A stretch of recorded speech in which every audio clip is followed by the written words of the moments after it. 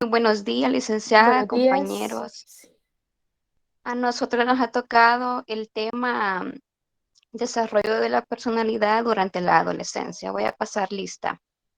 Catherine Esmeralda Chávez, Presente.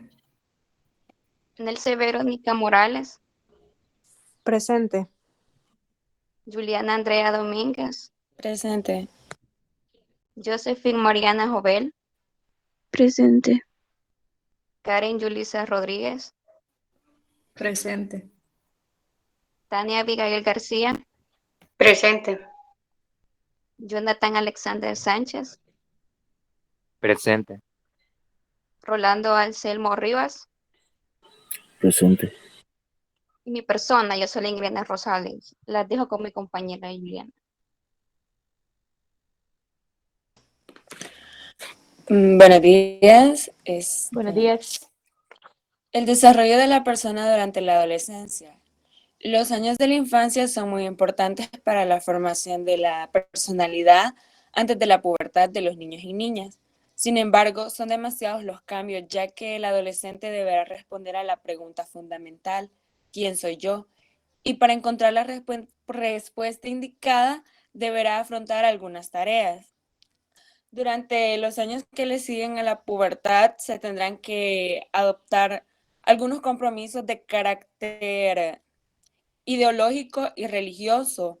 Ya puede ser como elegir una profesión, definir su orientación sexual y optar por un estilo de vida. La personalidad durante la adolescencia habrá adquirido mucha estabilidad. Eso no quiere decir que no vaya a suceder cambios durante la adultez, ya que lo que se aprendió en la primera infancia va a estar presente a lo largo de todo su ciclo vital.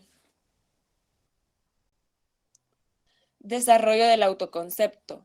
El autoconcepto participa considerablemente en la conducta y en las vivencias del individuo. La persona va desarrollando su autoconcepto, va creando su propia autoimagen. El autoconcepto es experimentado durante la niñez, mientras que el adolescente hay que destacar los cambios físicos propios de la pubertad, los cuales obligan a revisar la imagen que ya se había construido. El autoconcepto es la opinión que una persona tiene sobre sí mismo. El autoconcepto no es lo mismo que autoestima, aunque a veces se suele como confundir, pero sí llevan una relación muy estrecha.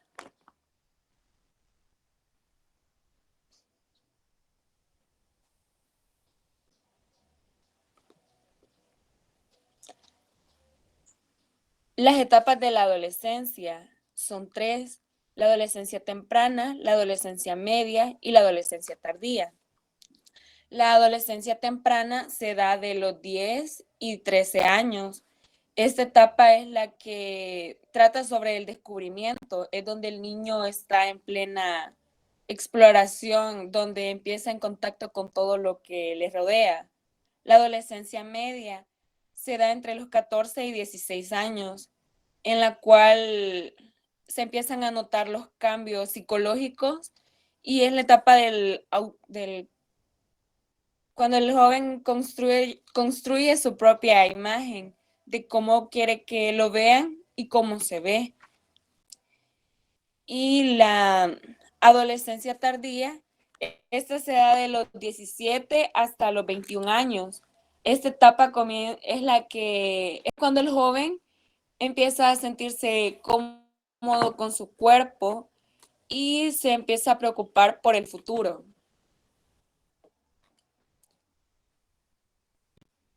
Susan Harter en 1996 habla del falso yo como una especie de actuación o presentación ante los demás que puede llevar al adolescente en un intento de agradar y ser aceptado a expresar cosas que no siente.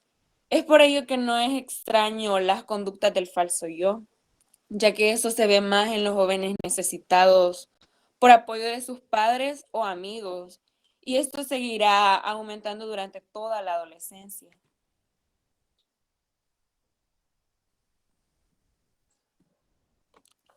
El autoestima durante los años de la adolescencia. Durante los Años previos a la adolescencia, el autoestima había comenzado a diversificarse y ya era frecuente que los niños y niñas se valorasen a sí mismos de forma diferente en distintos dominios como el aspecto físico, el rendimiento académico o las relaciones con sus padres e iguales. La autoestima en la adolescencia es la valoración que se tiene de uno mismo, la cual puede ser una autoestima positiva o negativa, o de alta autoestima o de baja autoestima.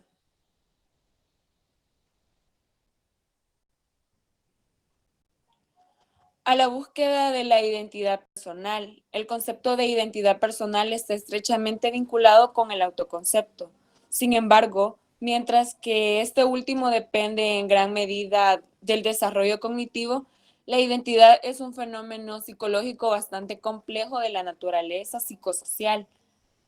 Se entiende por identidad personal a todo aquello que nos hace diferentes al resto de las demás personas, enfrente de los demás, ¿verdad?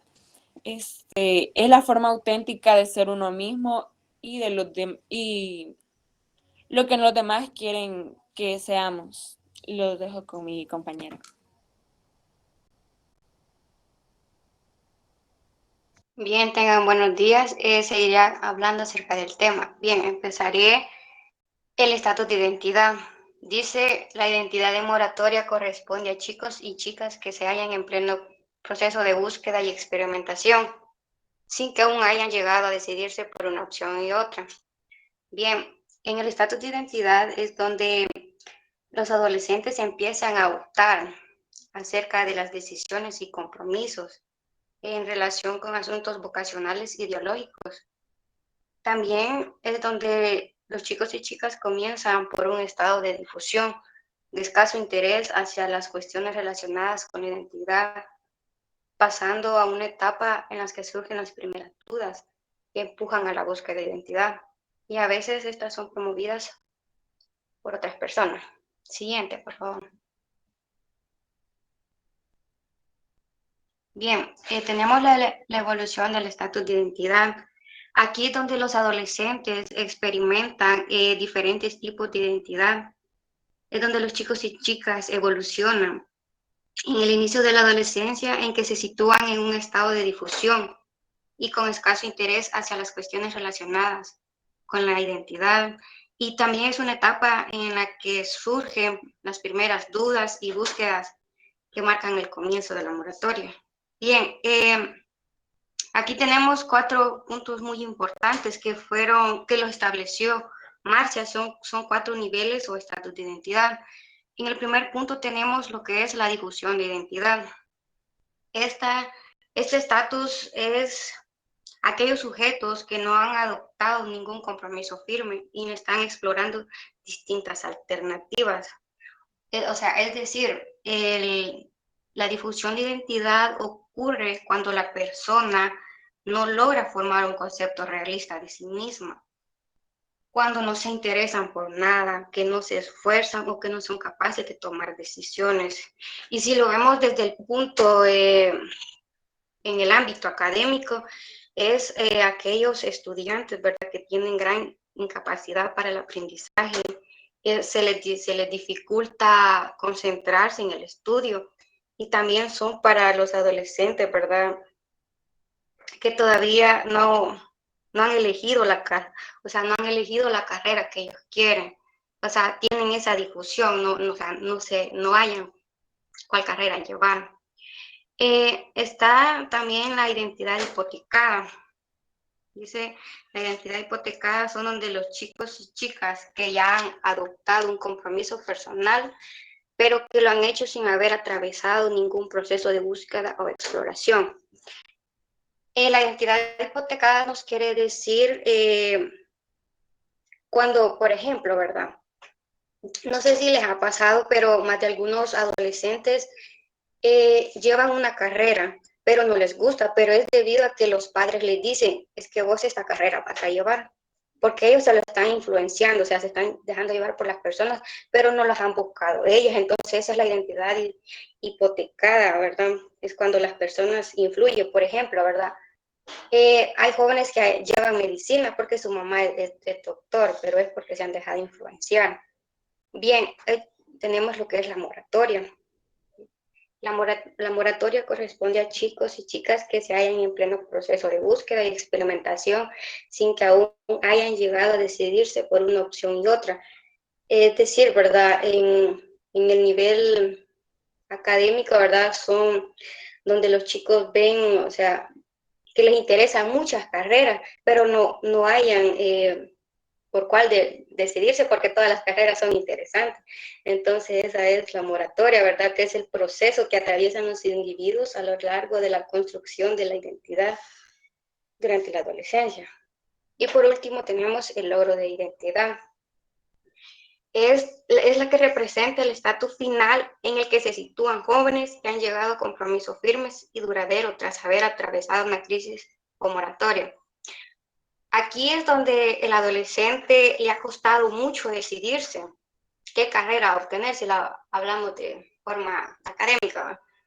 Le ha costado mucho decidirse, pero ahora él sabe qué carrera quiere seguir, entonces ha logrado ese logro de identidad, donde los chicos ya tienen claras sus preferencias a nivel académico o vocacional. Siguiente, por favor. Bien, luego ahora tenemos las desfases en el logro de la identidad. Una de las características que Erikson atribuyó al logro de identidad es la globalidad, integridad y coherencia. Sin embargo, esta idea no parece verse apoyado por la investigación. En el desfase del logro de identidad es donde los sujetos se hallan en distintas áreas exploradas del estatus de la identidad. Sin embargo, en 1989, Archer encontró que solo el 5% de los adolescentes estudiados presentaban el mismo estatus en todas las áreas, porque ya tenían claras sus preferencias a nivel académico. Entonces, si lo vemos del punto de ahora en día, hay muchos jóvenes, ¿verdad?, que aún no terminan por decidirse qué carrera obtener, entonces hay ese desfase en el logro de la identidad, no saben qué llevar, pero también está el resultado, ¿verdad?, que hay unos que sí ya tienen propuesto qué opción llevar. Siguiente, por favor. Tenemos factores que influyen en el logro de la identidad. En el logro de identidad implica la libre elección por parte del sujeto de una serie de opciones o compromisos, aunque el contexto social va a ejercer una importante presión sobre adolescentes. Bien, aquí los factores lo vamos a hablar en el contexto familiar.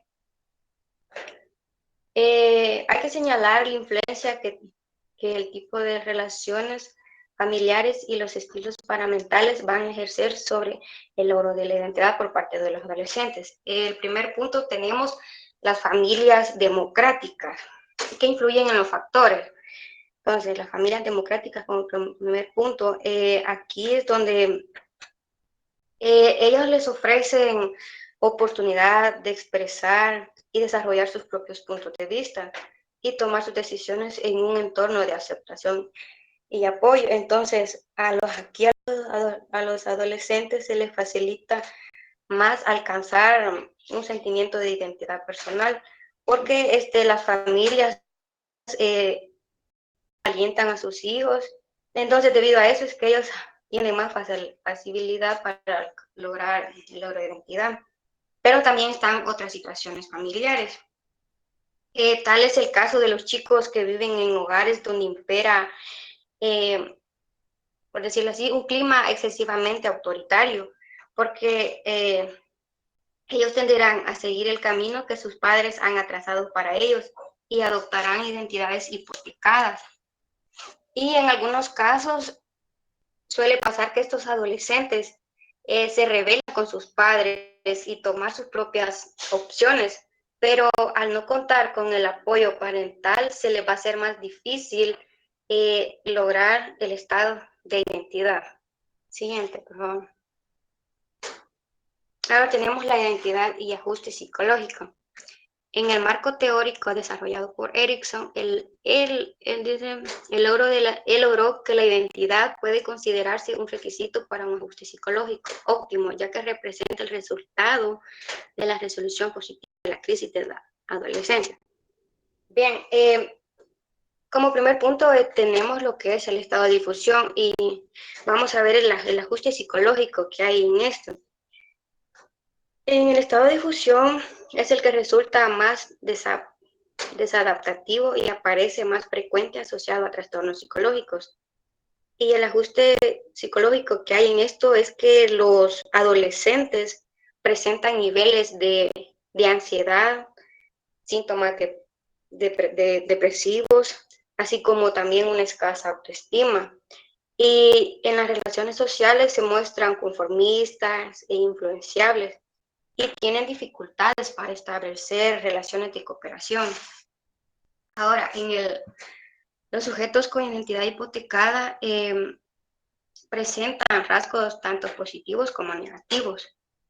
En los rasgos positivos se destacan lo que es alta autoestima, baja ansiedad, y por el lado negativo muestran actitudes conformistas y autoritarias. En el caso de la moratoria, igual encontramos rasgos positivos y negativos en los adolescentes, pero en el lado menos favorable de estos chicos encontramos lo que es baja autoestima, un elevado nivel de ansiedad e indecisión. Pero esto puede estar asociado por la crisis que ellos están atravesando. Entonces, en el lado favorable tenemos que hay buenas actitudes sociales, flexibles, conducta social y orientación hacia la información. Y en el último aspecto, que es el logro de la identidad, ya aquí es donde en el ajuste psicológico, al aplicarlo, es donde son quienes se muestran más maduros y autónomos. Es decir, que se trata de chicos y chicas con una autoestima y confianza en sí mismos y suelen tener un estado emocional favorable. Siguiente. Tenemos los roles y estereotipos de género. Durante los años de la niñez, los procesos de socialización suelen actuar eficazmente de forma que antes del inicio de la adolescencia. Niños y niñas han ido ajustando sus valores, actitudes y comportamiento a los roles que la sociedad define para cada sexo. Bien, tras los cambios físicos propios de la pubertad, esta presión se va a acrecentar, por lo que durante estos años de la adolescencia los chicos y chicos se muestran muy estereotipados y evitan actividades o comportamiento, pero es el resultado del nuevo contexto social que ellos se van adaptando. Entonces, en los roles de género incluye una serie de características. En el caso masculinos se muestran confianza en sí mismos, independencia y actividades. Y en el rol femenino encontramos lo que es amabilidad, prosocialidad y sensibilidad. Siguiente, por favor. Ahora tenemos lo que es el desarrollo moral. Durante los años de adolescencia se producirán importantes cambios en el ámbito del razonamiento moral. Aquí en el desarrollo moral es donde va el razonamiento moral, es donde las personas progresan a través de una serie de fases hasta alcanzar los mayores niveles de desarrollo moral. En el caso de las chicas comienzan antes de la pubertad a mostrar un razonamiento, pero también hay que tener en cuenta que durante estos años de la adolescencia son frecuentes las discusiones con padres o compañeros acerca de diversos temas, ya sean sociales y morales, que pueden producir en el adolescente conflicto o desequilibrio que los empuje en cambiar sus formas de razonar acerca de los dilemas morales. Siguiente. Ahora tenemos lo que es adolescente en la familia. Como primer punto tenemos las relaciones familiares durante la adolescencia. Dice, durante la adolescencia ocurren muchos cambios en la relación que los jóvenes establecen con sus padres. En este periodo ocurren muchos conflictos con los padres. Es un periodo en que las relaciones familiares se tornan enormemente problemáticas. Se sitúa en la perspectiva psicoanalítica, que habla de explosión de conflictos, de rebelión del adolescente, separación emocional respecto a los padres. Porque es una etapa donde la de la adolescencia pasa por perturbaciones temporales. Y se dan conflictos porque en esta etapa los chicos se hacen más asertivos y ellos pasan más fuera de casa, entonces eso hace que disminuya la interacción con los padres. Entonces, debido a eso se dan conflictos durante este periodo. Siguiente. Tenemos la búsqueda de la autonomía. Dice, relacionado con el logro de la autonomía sucede el proceso de desvinculación afectiva de los padres. La búsqueda de la autonomía es donde si el adolescente debe prepararse para abandonar el hogar familiar y funcionar como un adulto autónomo, o sea, es decir, es donde los jóvenes aprenden a desenvolverse dentro de la sociedad y a establecer relaciones de forma independiente. Siguiente, por favor. Y bueno, tenemos lo que es la influencia familiares sobre el desarrollo social.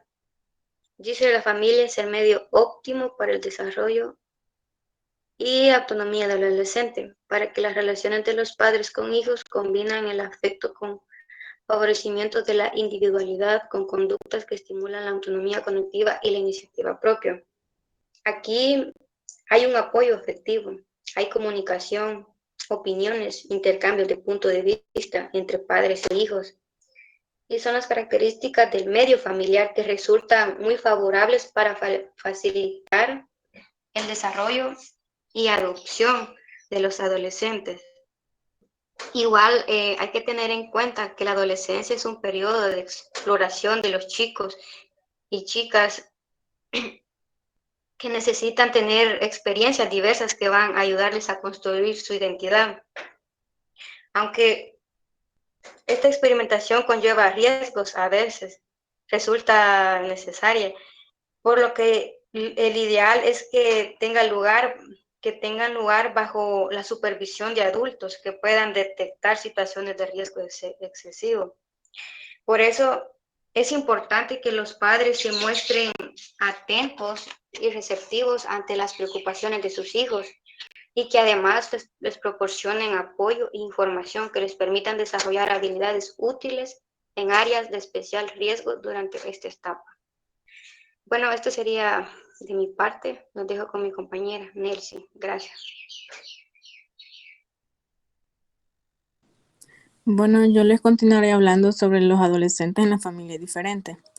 Los jóvenes que viven en familias que se caracterizan por relaciones armoniosas entre sus miembros e independientemente que se trate de familias monoparentales o reconstruidas, muestran menos problemas conductuales y socioemocionales.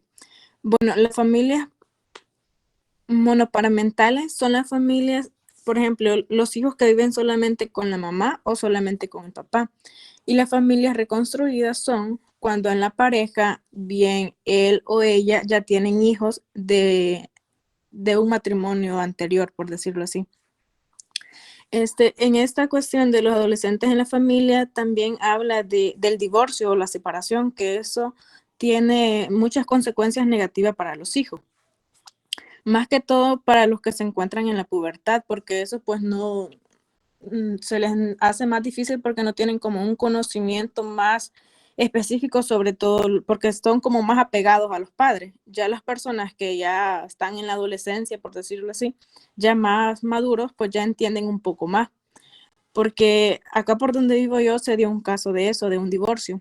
Y hubieron consecuencias, como dice aquí, de los hijos, ¿verdad? Porque el muchacho que estaba como más pequeño, por decirlo así, tenía como unos 12 años, creo. Y había una niña que ella tenía ya 17 años cuando se separaron.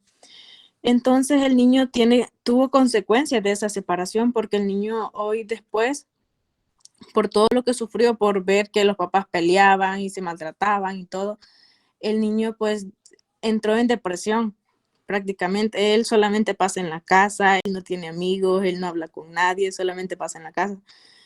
Como que quedó en frustración.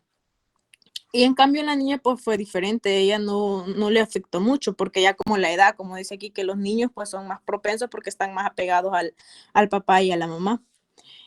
También habla de que dice que por lo que los niños han sufrido, ellos quedan como con secuelas, que ellos quedan que no quieren como formar una familia en un futuro porque ya han quedado con ese trauma de los papás en la separación.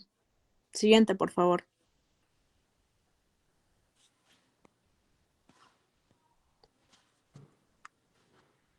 Las relaciones con los iguales.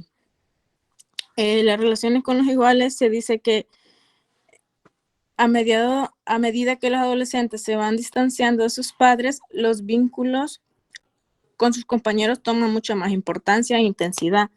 Al estar en un grupo de iguales, convierte un contexto de socialización muy importante.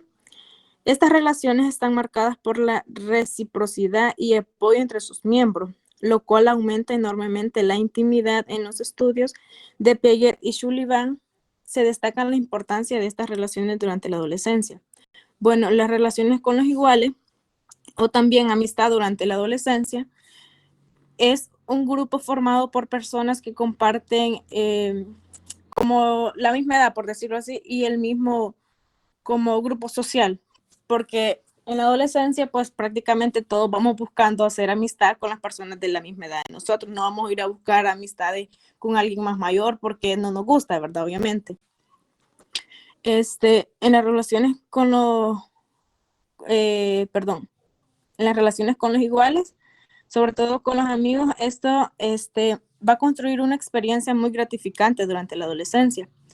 En un estudio de Piaget expresó que la importancia de la interacción con los compañeros para el desarrollo tenía mucho desarrollo de la inteligencia de la persona. La siguiente, por favor. El conformismo ante los iguales. En algunos casos, este conformismo es más acusado por tratarse de chicos y chicas muy necesitados del apoyo del grupo, bien porque sus relaciones familiares son poco satisfactorias o bien porque tienen un bajo estatus en el grupo y son ignorados o rechazados. Hay que señalar también que no todos los compañeros tienen la misma capacidad de influencia. Bueno, el conformismo es cuando en el grupo, por decirlo así, no lo quieren a uno, ¿verdad? O por la forma de ser de uno también. Y ahí como que le ponen peros para que uno sea parte del grupo. Por ejemplo, cuando le dicen que uno tiene que cambiar, tiene que hacer cosas que a ellos les gusta y uno acepta eso es como el conformismo. En un experimento que hicieron, ¿cómo se llama? Constanzo, expresó de que la mayoría que sufre eso del conformismo son entre las edades de 11 a 13 años y que también se ve más en las chicas porque las chicas son como que, o sea, como que quieren ser más parte del grupito, por decirlo así, del grupito como más sobresaliente, por decirlo así. Siempre las que llevan ese conformismo, que están en medio del conformismo, son más que todos las chicas. Aunque los chicos también, pero no se ve mucho en los chicos, se ve más en las chicas. El siguiente. La evolución del grupo. El grupo de amigos va a construir un contexto fundamental para el desarrollo de los adolescentes. No obstante, este grupo va a experimentar una evolución a lo largo de la adolescencia. Dunphy ha descrito en 4 etapas la consecuencia de la evolución del grupo de los iguales.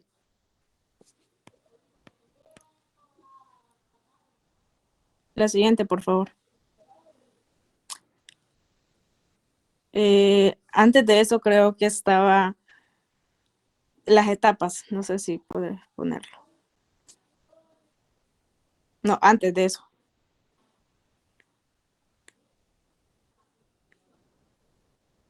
Eso. Bueno, aquí se puede ver las etapas del grupo. Como bien se sabe, el grupo tiene un inicio y un final. Al comienzo de la adolescencia, la agrupación más frecuente en la pandilla está formada por miembros del mismo sexo. O también, esto empieza como del grupito, por decirlo así, de 5 a 9 personas. En la segunda etapa, manteniéndose la separación entre el grupo o la pandilla de distintos sexos, comienza la interacción entre ellas. Se trata de una interacción entre pandillas unisexuales esporádica que se da los fines de semana o en excursiones y fiestas, etc. En esta segunda etapa habla de que ahí ya como que el grupo ya está como más agarrando fuerza, por decirlo así, porque ya empiezan a salir con amigos, con amigas, y ya empiezan como a salir a diferentes cosas, pues ya como el grupito ya formado. En la tercera etapa, tras una fase de transición en la que las relaciones entre los grupos de distintos sexos se van haciendo más frecuentes, se forma una pandilla mixta a partir de la agrupación de las pandillas unisexuales. Y en la etapa número 4, consigo la desintegración de la pandilla, que pasa a convertirse de una serie de parejas relacionadas entre sí que cada vez se reúnen con menos frecuencia. Bueno, en esta etapa es cuando ya el grupo ya se fue, por decirlo así, porque todos hemos tenido como grupitos, ¿verdad? De que venimos de la escuela, por decirlo así. Y somos bastante unidos hasta que llegamos al bachillerato. Pues ya en el bachillerato pasa eso, de que unos por su lado, otros por su lado, porque no todos deciden estudiar como en la misma carrera, ni cerca, por decirlo así, ni en la misma universidad, porque ya pues no se ven, ya no se reúnen. Y ya después cuando entramos a la universidad creamos un nuevo grupo y ya pues nos pasa lo mismo, ya cuando salimos de la universidad, pues ya se acaba el grupo, por decirlo así. Siguiente, por favor. El inicio de las relaciones de pareja.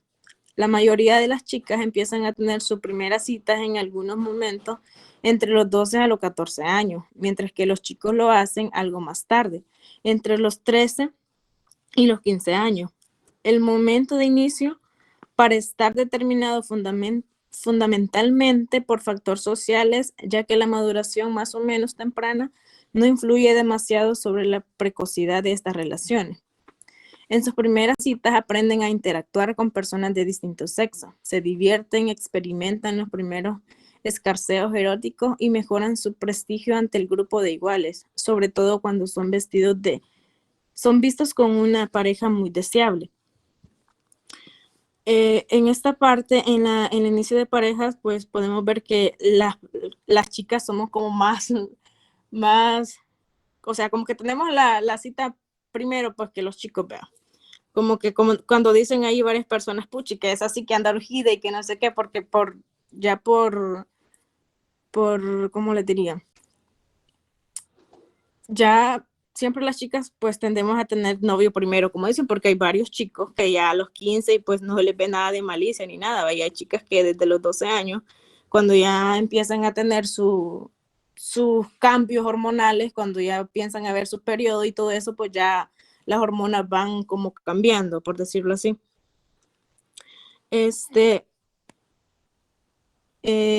Según en esto de las relaciones, de las relaciones de pareja,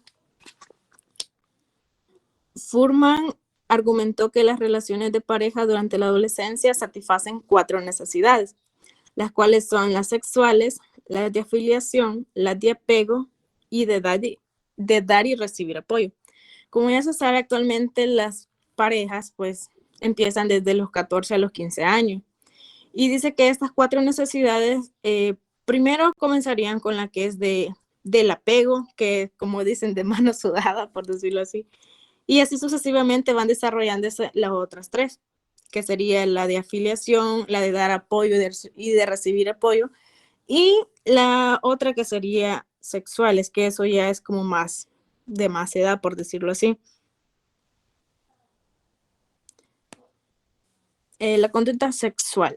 El comportamiento sexual es un ámbito en el que se manifiesta en especial claridad el carácter transicional de la adolescencia, han dejado de ser niños y niñas y van a ver cómo se identifican sus deseos y necesidades sexuales como consecuencias de la maduración de sus cuerpos.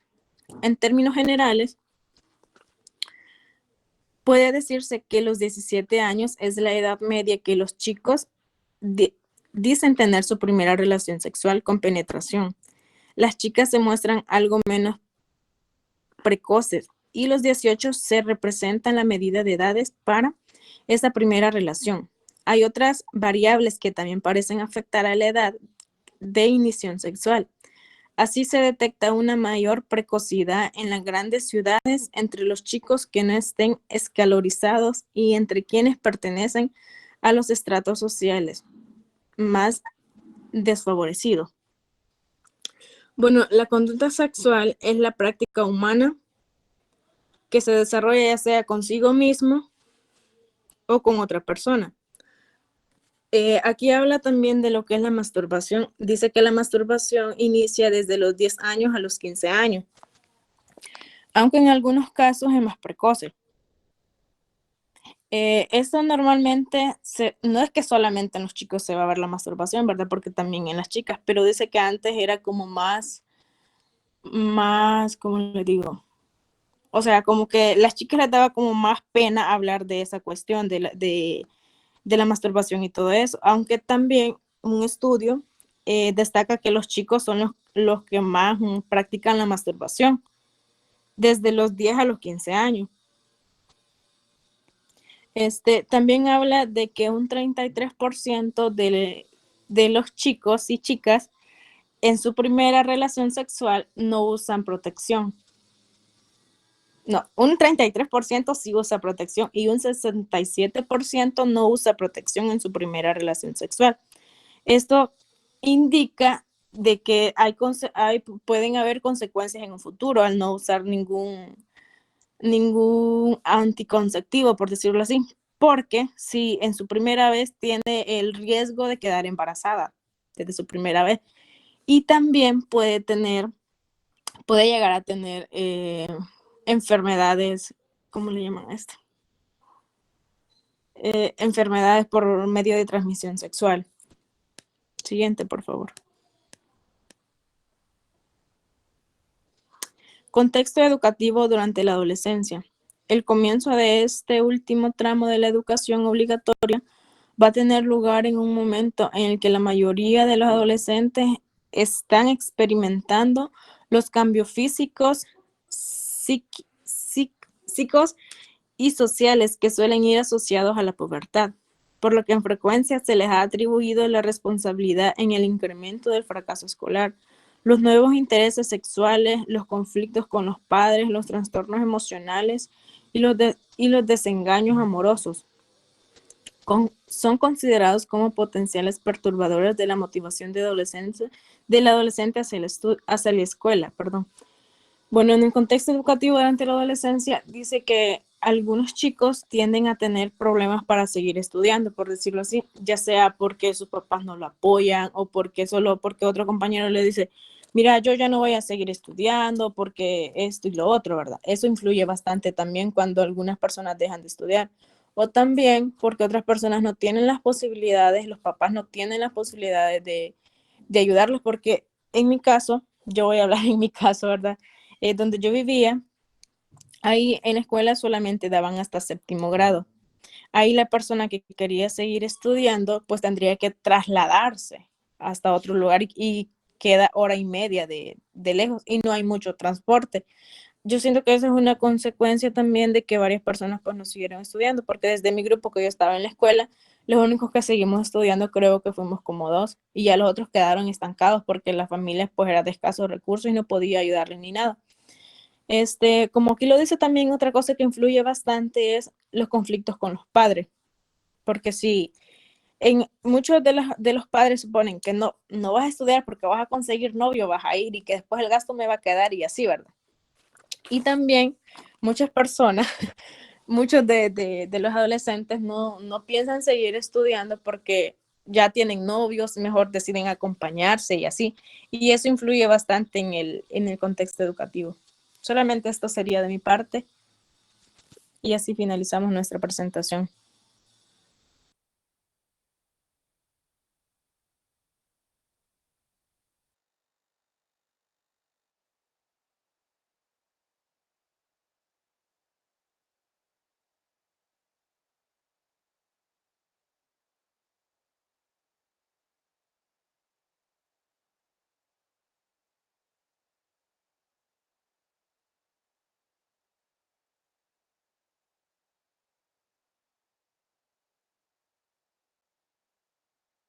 Hola. Hola, hola. Hola, Lick. Buenos días, Lick. ¿Ya estuvo? ¿O Sí. hubo algún problema ahí? Ya estuvo, ya finalicé la presentación. Vaya, por favor, póngame la primera. Ok. Bueno, la pregunta para el resto del grupo es la siguiente, ¿verdad? Primero, el grupo explica lo que es el desarrollo de la personalidad durante la adolescencia. En ese caso, cada uno de ustedes ha leído, entiendo que el grupo ha conversado sobre el tema y digamos que sería de que respondan cuál es el papel de la educación en esta etapa de la adolescencia y que corresponde precisamente a algunos conceptos que han desarrollado, como es la autoestima y la identidad. Para empezar, vamos a ver. Sí. Permítame, que voy a poner la lista aquí al frente. Ahorita. ¿Rolando? Sí, buenos días, licenciado, compañero. Yes. Bueno, verdad, la educación en el desarrollo, verdad, de la identidad, verdad, juega un papel muy importante, ya que es cuando el adolescente se puede decir que está más vulnerable, verdad, a todos los cambios que están a su alrededor. Y en esa parte la educación le sirve, verdad, como un arma a utilizar, ¿verdad? Conscientemente, ya que él está absorbiendo el conocimiento que necesita, ¿verdad? Para afrontar los desafíos, por ejemplo, de los que estaban hablando, ¿verdad? Cuando el adolescente tiene problemas en su familia, en el sociales, ¿verdad? Se ve bastante este tema de familias. Por ejemplo, por mi parte, ¿verdad? Yo me acuerdo cuando estaba pequeño, tenía muchos compañeros que padecían, ¿verdad? De violencia intrafamiliar. Entonces, en la escuela, los maestros, ¿verdad? Sus compañeros juegan un papel muy importante, ya que siempre se ha dicho, la escuela es su segundo hogar. O sea, es cierto, es donde el niño pasa prácticamente que el 80% del día y luego regresa a la casa nada más para poder comer y hacer sus tareas. Convive un poco con sus padres cuando uno está en la escuela. Los niños normalmente en esa edad necesitan bastante apoyo, ya que es cuando se están empezando a descubrir realmente qué es lo que quieren ser, cómo quieren ser, qué tipo de persona quieren ser, ¿verdad? Ese es mi Bien, aporte. gracias, Rolando. Jocelyn, Elena. Sí, buenos días. Como dijo el Buenos días. compañero, pues la educación es una base fundamental en la adolescencia, ¿verdad? Ya que pues si en nuestras casas no nos dan una buena educación, pues nosotros acudimos a lo que es en la escuela, ¿va? O en la universidad, como estamos, y si no nos ponen atención en la casa y en la escuela, o sea, nos va a educar la calle, como dicen. Solamente, gracias.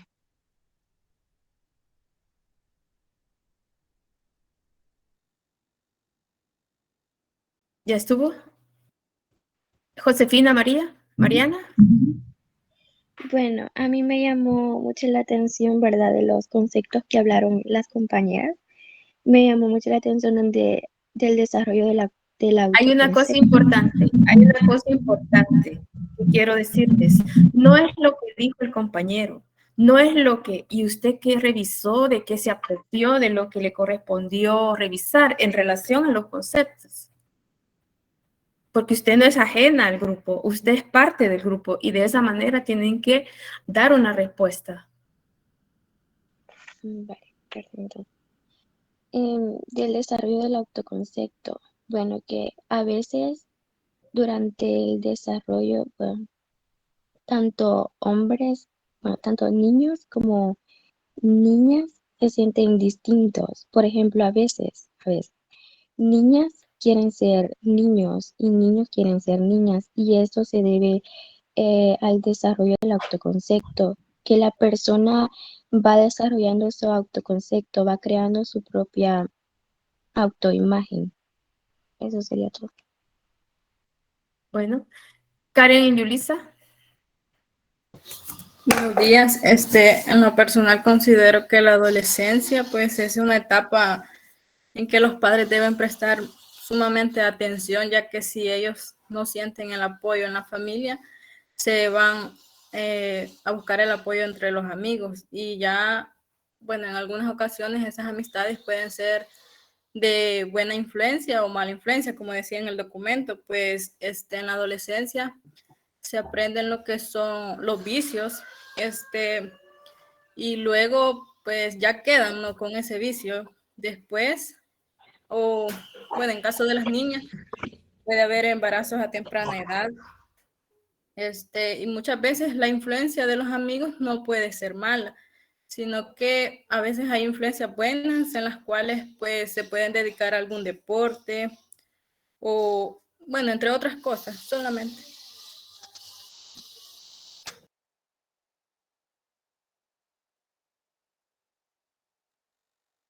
Jonathan, Sí, buenos días. buenos Este, días. con respecto al tema, en esta etapa es donde, como por ejemplo, algo muy delicado, porque es donde el cerebro adolescente se presenta entre un aumento de aceleraciones eh, ¿cómo se dice? Neuronales, emocionales, sociales y lo más importante que son hormonales. Entonces, ya todo va cambiando, va en su etapa de transición, ya su cuerpo va cambiando y también su cerebro. Entonces, el cerebro se va haciendo como más grande entre la etapa de la adolescencia hasta los 18 años. Entonces, ellos ya están como capacitados para comprender situaciones sociales de la vida. Entonces, eh, ya tomando con lo que decían los compañeros de los padres, tienen una influencia muy, muy grande, porque un hogar no va a ser igual en donde el adolescente lleve como muy buenas calificaciones, reconocimiento y lo que es un triunfo en la educación. Es muy diferente el hogar al donde el adolescente pues tiene problemas, eh, no rinde bien en la educación, y entonces es donde los padres tienen que tomar cartas en el asunto, ya que si no lo motivan, eh, no, no tiene ese apoyo, hay un problema. Entonces, eso sería mi participación. Gracias. Gracias. Catherine, Esmeralda. Sí, buenos días. Lo Buenos que a mí días. me llamó la atención del tema es que decía que la adolescencia es la época de la vida en la que comenzamos a buscar nuestra propia identidad. Y yo hace unos días estuve leyendo un estudio del cerebro y allí describe esta etapa como la tormenta perfecta, debido al aumento de alteraciones sociales, neuronales y hormonales que influyen en ella. Solamente. Bueno, gracias. Creo que ya dejen de presentar, por favor. Bueno, la verdad es que el grupo o los grupos, ¿verdad? No son ajenos al trabajo colectivo, más sin embargo, pues se refleja que hay muy poca lectura, muy poco compromiso, y el resto que queda dando las preguntas pone en desventaja la calificación porque la calificación va en función de qué calidad de respuesta están dando ustedes sobre lo que están presentando y además de lo que están revisando, ¿verdad? Entonces, ya son pocos los grupos que faltan. Tomen en cuenta eso, ¿verdad? Que si el grupo, el que da la respuesta, no da muestras de que ha habido una lectura individual de grupo, pues, como digo, ¿verdad? Esa es una nota de la respuesta y en esa función disminuye, ¿verdad? La nota que está tanto para la exposición como la pregunta. Bueno, una de las cosas que el grupo ha intentado explicar es sobre el tema de la identidad y cómo el tema de identidad en adolescencia se vuelve un tema fundamental, precisamente porque esos cambios que tienen un carácter biológico no se dan aislados de la parte social ni tampoco de la parte educativa. Entonces debemos de pensar qué nos corresponde hacer precisamente en ese escenario de la educación, considerando esos factores, porque no nos vamos a poner en un plano meramente de dar la clase de conocimiento, de saberes, sin saber que hay una serie de situaciones que se deben de tomar en cuenta y que no debe pasar desapercibido en esa parte. En todo caso, tener conocimiento sobre esas características, sobre esos efectos que se está sufriendo precisamente en esa parte.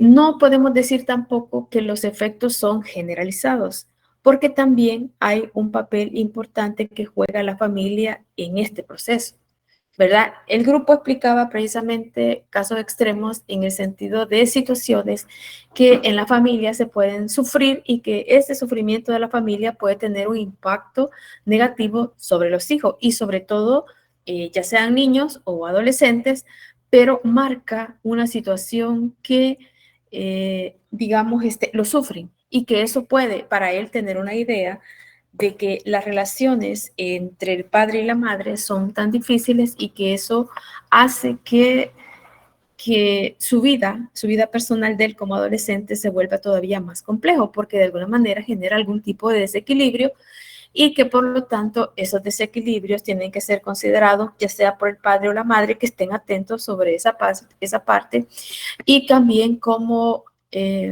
buscar una comunicación con el hijo para poder explicar esas situaciones. ¿Cómo se ve reflejado esto en la educación o en su tema de aprendizaje? Por supuesto que se va a ver reflejado en tanto que dependiendo cuál es el nivel de comprensión que él pueda tener de la situación, pero también sobre los resultados que se buscan sobre el tema del aprendizaje, son los aspectos que se deben de tomar en cuenta precisamente en esa etapa. Hay que vincular esa parte. Y yo creo que el padre de familia debe de razonar, también el profesor o la profesora debe de explicar en algún momento situaciones que estén vinculadas a esa parte. Por otra parte también, si bien es cierto el tema de identidad, quién es, cómo lo quiere la sociedad, cuáles son sus intereses, pero que necesita un patrón o un esquema de cómo es los hombres y cómo son las mujeres, ¿verdad? Que eso es lo que la sociedad, lo que más enseña. Pero puede ser que hayan otras situaciones que escapen a esa relación y que eso tiene que ver con temas de sociedad. Hablaban ahí sobre la cuestión del género y precisamente la cuestión de género lleva precisamente a ese tipo de orientaciones. Y, por ejemplo, la escuela sí tiene la obligación de poder orientar sobre esa parte, precisamente en la parte de la adolescencia, también en la niñez. Entonces, el profesor debe tener como los criterios, debe tener el conocimiento, debe tener un programa, debe tener algunas estrategias para que pueda orientar precisamente toda esa parte. Y, por supuesto, ¿verdad? Que los ambientes abiertos, muy abiertos que escapan a la familia, ellos se vuelven como un estado vulnerable.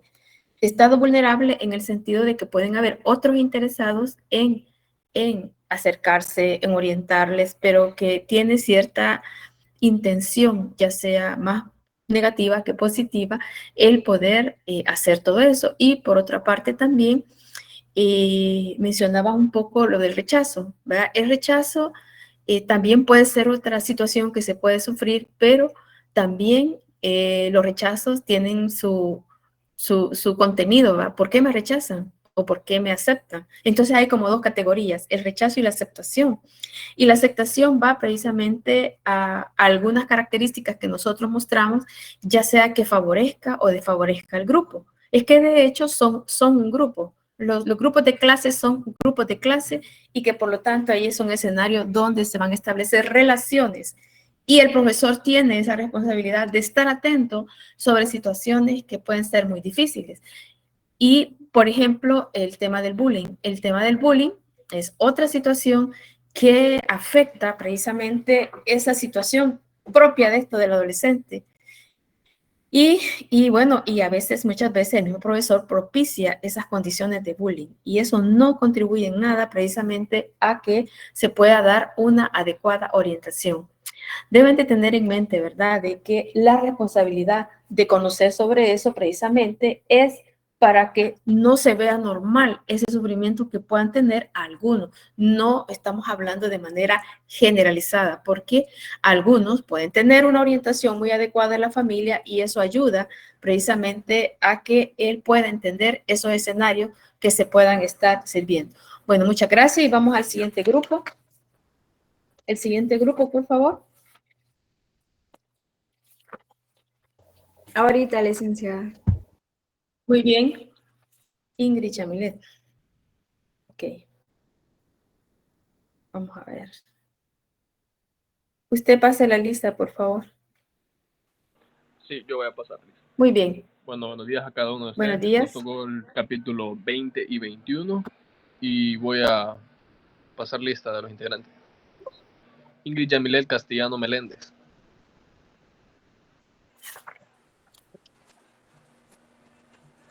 Entendemos que no está. Siga. Bueno, Julio Ariel Munguía González. Presente. Ingrid Yamilet, disculpe, es la que está presentando ahorita.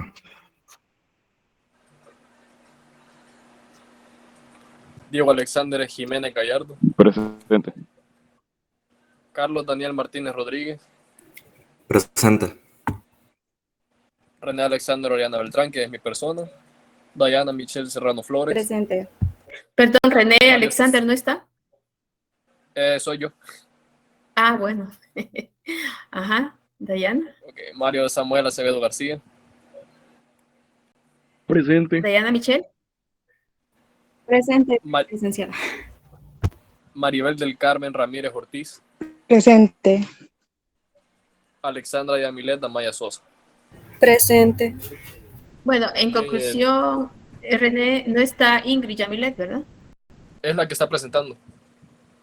Ah, Ingrid está presentando. Sí, sí, cómo no, cómo no. Sí, sí, ya, cómo no. Bueno, los dejo con mi compañera Diana.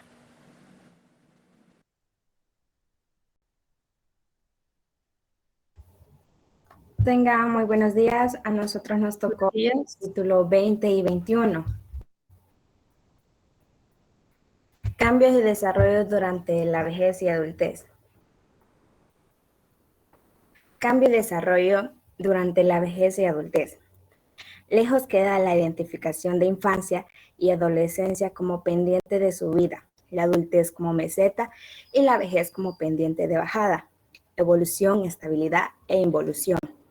Es decir, que lejos quedan ya las descripciones que limitaban al desarrollo psicológico, a los cambios, transformaciones y evoluciones del ser humano.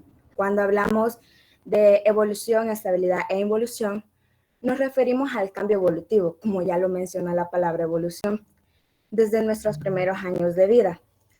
Luego, estabilidad, nos referimos al proceso de desarrollo durante nuestra adolescencia, hasta llegar a la involución humana o senil, que es ahí donde comienza a generarse el envejecimiento, donde implica la degeneración y deterioro de los músculos, la atrofia de órganos y tejidos. Siguiente. Cuando hablamos de la adultez y la vejez, es un análisis que presenta distintas aproximaciones al concepto de edad, que es clave para entender estas etapas de vida humana. En segundo lugar, nos referimos a unos cuantos hechos biológicos que adquieren particular relevancia en la adultez y la vejez.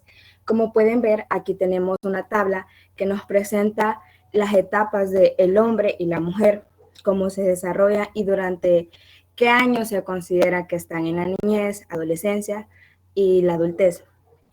Voy a comenzar a partir de la adultez, que es el tema que más nos vamos a centrar. Como pueden ver, los adultos jóvenes se consideran de los 18 a 35 años. Es decir, en esta etapa, nosotros que tenemos 18 años somos adultos jóvenes. Sin embargo, no estamos en nuestro pleno desarrollo de la adultez. Existen diversas tablas y conceptos donde se está desarrollando que la adultez en jóvenes está a partir de los 18 a 25 años. De los 30 hacia allá se consideran adultos. De ahí en el hombre no existe un proceso de menopausia o posmenopausia.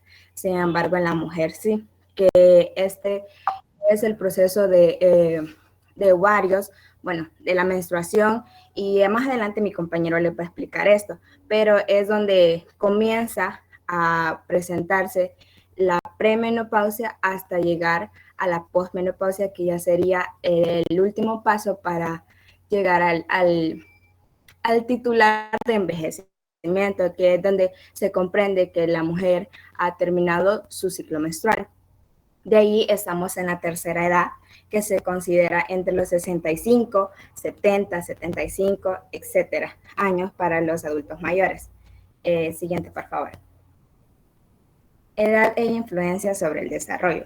Cuando en psicología evolutiva se dice que la edad es una variable vacía, se está subrayando un hecho sobre el que existe un acuerdo generalizado. La edad por sí misma no explica nada y el paso del tiempo por sí solo no aporta elementos que nos ayuden a comprender el proceso psicológico. Los 3 capítulos siguientes a este nos muestran detalladamente los procesos de desarrollo psicológico, pero por nuestra parte, en este momento, solo les hablaré conceptos e ideas claras sobre la evolución posterior a la adultez. La edad tiene un indudable valor descriptivo, ya que suele ir asociado a una serie de circunstancias y cambios que sí tienen capacidad explicativa, pero las relaciones entre edad y conducta son de tipo correlacional, no de tipo causal. Es decir, que estas no son causadas o influenciadas, sino que se dan por entes relacionados con esto. Como lo dice la palabra correlacional, no aplica a que estamos forzando el proceso, sino que este se da por sí solo. Siguiente, por favor. A continuación está la propuesta por Byron y Wiener, no sé si se pronuncia así, de la diferenciación. Aquí nos muestra un desarrollo cronológico, biológico, psicológico, funcional y social del desarrollo del humano. Cuando estamos hablando de la edad cronológica, nos referimos al número de años que han transcurrido desde el nacimiento de una persona. De ahí, cuando hablamos de edad biológica, está relacionada con la salud biológica y el potencial de vida que lleva cada una de las personas. De ahí llegamos a la capacidad psicológica o edad psicológica, que se refiere a la adaptación que tiene el individuo en su ambiente. De ahí estamos en la edad funcional, que eso se presenta como la capacidad autónoma e independiente que tiene cada individuo. Es decir, en este momento el individuo ya está en su adultez y ya es capaz de prepararse su comida, ya es capaz de buscar trabajo, ya es capaz de tener autonomía sobre su persona. De ahí estamos en la edad social, que tiene que ver con los roles y las expectativas sociales.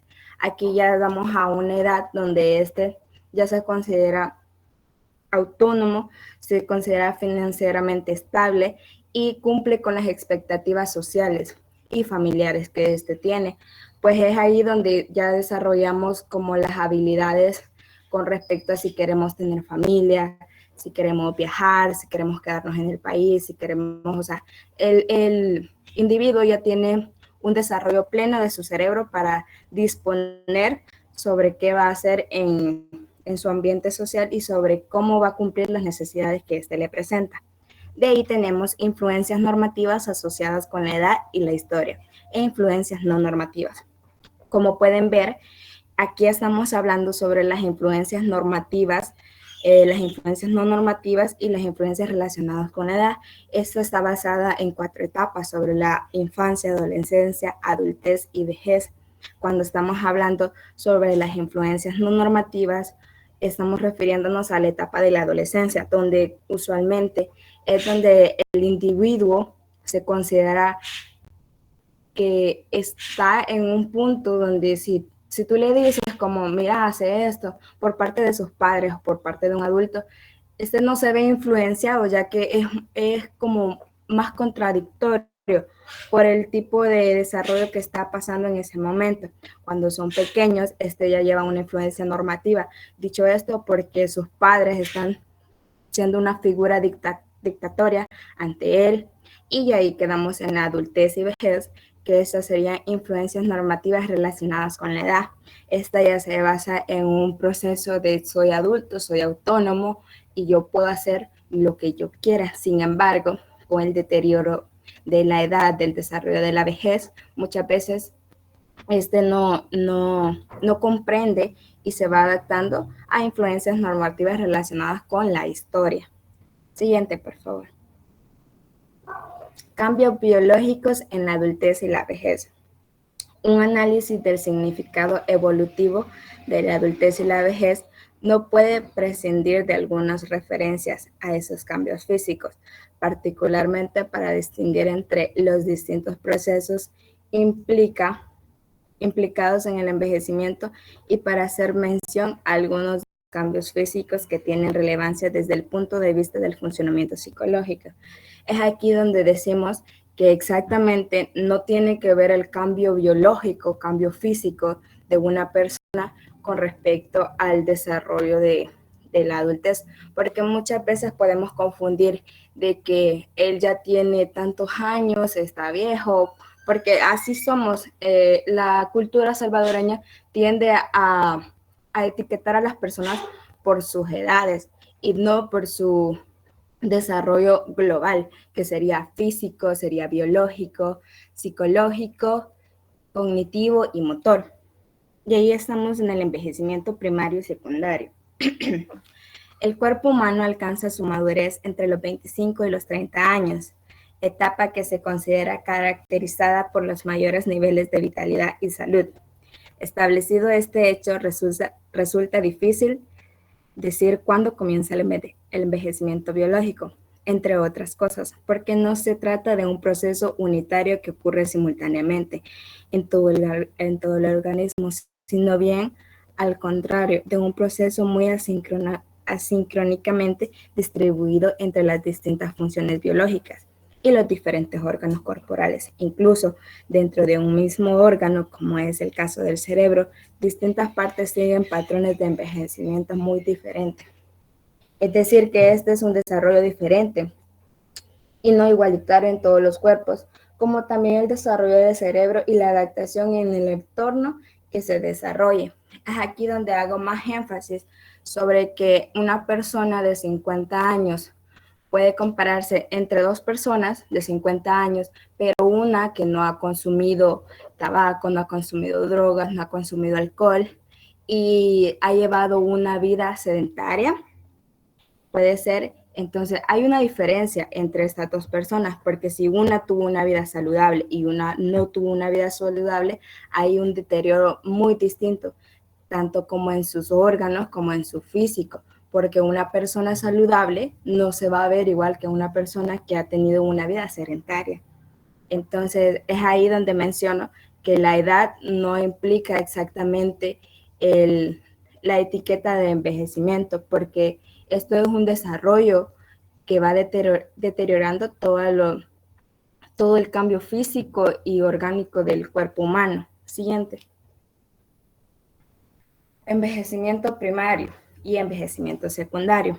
El envejecimiento primario se refiere a los procesos de deterioro biológico genéticamente programados que ocurren incluso en las personas con salud y sin enfermedades importantes. El envejecimiento secundario se refiere a procesos de deterioro que aumentan con la edad y que se relacionan con factores controlables, tales como la nutrición, el ejercicio físico, los hábitos de vida, incluido el tabaquismo y la influencia ambiental. Es aquí donde les menciono, el envejecimiento primario está absolutamente programado, que este se puede ver de cierta forma notable en los adultos mayores, ya cuando se empiezan a notar las arrugas, podríamos hablar de eso, y también de la resistencia que tienen los adultos, por mucho que hayan hecho ejercicio o que hagan ejercicio, su capacidad de aguantar cierto tiempo corriendo o cierto tiempo entrenando ya no es igual de como era antes cuando eran jóvenes o cuando eran adultos, ya que su capacidad motora disminuye. De ahí estamos hablando del envejecimiento secundario, que es lo que les mencionaba, que este ya es influenciada por el ámbito en el que este se desarrolla, si ha comido bien durante toda su vida, si se ha ejercitado o si ha carecido de enfermedades, etcétera, etcétera. Siguiente, por favor. Los cambios y su repercusión sobre el funcionamiento psicológico. Teniendo todo lo anterior en cuenta, por la acumulación de los efectos del envejecimiento primario y secundario, nuestro organismo envejece. No obstante, en el proceso de envejecimiento normal, los deterioros de que estamos hablando no tienen que ser obstáculo para el normal funcionamiento y desempeño psicológico. Un cerebro viejo pero sano es capaz de servir, de soportar y de soportar a un funcionamiento psicológico normal, permitiendo un adecuado desarrollo de actividades cotidianas y adquisición de nuevos conocimientos y habilidades. Muchas veces tendemos a juzgar a personas mayores por su apariencia física, pero realmente el envejecimiento varía de distintas formas, ya que no es solo basado en la edad o solo en el físico, sino que esto lleva un amplio desarrollo y un muy complejo sistema, ya que muchas veces, como lo decía anteriormente, una parte de nosotros puede ser que ya está adaptándose al envejecimiento, pero otra parte puede ser que no y todavía siga funcionando absolutamente normal. Eso nos quiere decir que una persona mayor puede tener mejor capacidad que un adulto, que un adolescente de adaptación y funcionamiento psicológico. Un ejemplo sería que muchas veces tendemos a juzgar a maestros porque tienen ya una alta edad. Decimos, puede ser que ya no debería de estar aquí, ¿verdad? Se tiene que jubilar, etcétera. Entonces, realmente no, porque esa persona todavía tiene la capacidad psicológica de adquirir nuevos conocimientos y de seguir impartiéndolos. Entonces, es ahí donde se presenta que el cambio no tiene repercusión en el funcionamiento psicológico. Eso sería todo por mi parte, los dejo con mi compañero. Buenos días a todos, compañeros y licenciada. A mí me tocó hablar sobre las neuronas y el Buenos días. envejecimiento. Siguiente, por favor. Neuronas y envejecimiento. De acuerdo con Sheffield, no existen pruebas ciertas del tópico según el cual perdemos 100.000 neuronas por día, con toda la probabilidad que ocurre la mayor pérdida en la infancia. Esto, Sheffield nos quiere decir acá que la pérdida de neuronas se da más que todo cuando en la infancia, ¿verdad? Cuando estamos en la juventud y todo, y se preguntarán por qué. Porque según los estudios, generamos más neuronas de las necesarias y por ende, conforme va evolucionando el cuerpo, van desechando las neuronas que no son de mayor función. Y a medida que las neuronas se descomponen, conforme pasan los tiempos, se acumulan en el tejido cerebral. Esto puede causar que se formen cambios anormales en el cerebro, llamadas placas o ovillos neurofibrilares. Una de las consecuencias de estos ovillos neurofibrilares es la enfermedad del Alzheimer, perdón, no sé si lo pronuncio mal, que es donde la capacidad de retención de información... Alzheimer. Eso, perdón. Sí. La capacidad de retención de información en las personas adultas es muy poca, debido a que la falta de neuronas y la descomposición que todo lo almacena en el tejido cerebral. Continuando con el capítulo, es necesaria una referencia a los cambios corporales que afectan a nuestros componentes de nuestros organismos, por ejemplo, a los músculos y huesos. Unos cambios corporales que afectan a nuestros organismos es, como ya mencionaba nuestra compañera, ¿verdad? La menopausia, que es la época de la vida donde una mujer, en la cual deja de tener menstruaciones. Suele ocurrir naturalmente con mayor frecuencia después de los 45 años, porque se preguntarán por qué la menopausia. Es porque los ovarios dejan de producir las hormonas estrógeno y progesterona. Esto igualmente, debido al envejecimiento, las neuronas se van desgastando, ya no es la misma funcionalidad que cuando estamos en la adolescencia, en la adultez temprana. Ya las neuronas y las hormonas van teniendo sus mismos desgastes, y por eso es que genera la menopausia. Y uno de los síntomas de la menopausia son uno de los calores súbitos o sofocos, que sienten demasiada calor, y no se sienten cómodas en el ambiente. El control de la vejiga. En el sexo es posible que los sentimientos acerca del sexo estén cambiando. Ya no es el mismo deseo sexual que cuando estaban jóvenes, ¿verdad? Pero al igual como las mujeres tienen este cambio hormonal, en los hombres también existe. En los hombres se llama andropausia. Se preguntarán qué es la andropausia. Quizás algunos nunca hemos escuchado hablar de ella, y fue mi caso, ¿verdad? Estudiando el tema, me topé con eso y dije, ¿qué es la andropausia? Y la andropausia es el proceso natural en las cuales las capacidades sexuales del hombre disminuyen con la edad, igualmente que las otras funciones orgánicas, ¿verdad?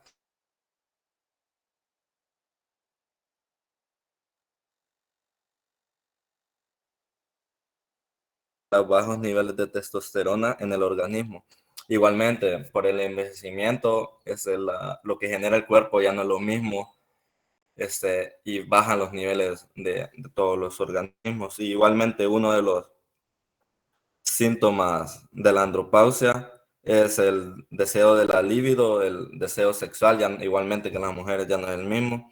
Dificultad para alcanzar y mantener la erección, ¿verdad? Esto se va teniendo un cambio mediante uno va envejeciendo. Menor fuerza y volumen en la eyaculación. Molestias o hinchazón en las mamas, problemas de fertilidad. Obviamente, ¿verdad? Cuando uno ya va envejeciendo, es menos fértil y es menos la probabilidad de concebir hijos. Dice, la importancia de las pérdidas de masa ósea depende mucho de cuál fuera la masa inicial en general. Los huesos se van haciendo más frágiles, porosos, a medida que envejecemos. Eso es obvio, ¿verdad? Con medida vamos envejeciendo, los huesos se van desgastando, van teniendo menos dureza, ¿verdad? Poniendo un ejemplo, si nosotros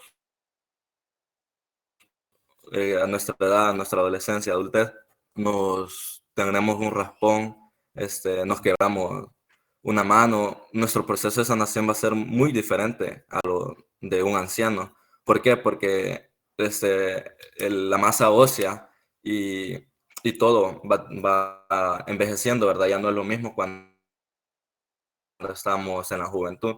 Igualmente, no sé si han notado que a los ancianos, perdón, se les van haciendo como unas manchitas en la piel. Eso debido a la pigmentación del cuerpo, que el cuerpo ya no genera la suficientes vitaminas para que se generen el color natural de la piel. El primero de ellos es para indicar que en muchos de los cambios y alteraciones que hemos venido examinando resulta muy difícil deslindar el papel del envejecimiento y del envejecimiento primario y secundario, que es lo que habló nuestra compañera anteriormente. Siguiente, por favor. Modelos evolutivos de adultez y envejecimiento. De forma sintética, los distintos modelos evolutivos propuestos para dar en cuenta los cambios que tienen lugar durante la adultez y el envejecimiento pueden agruparse en dos tendencias, de las quienes descrito tales cambios que formando parte de secuencia estadios y los que han defendido un modelo de cambio evolutivo sin estadios. Estos modelos evolutivos son muy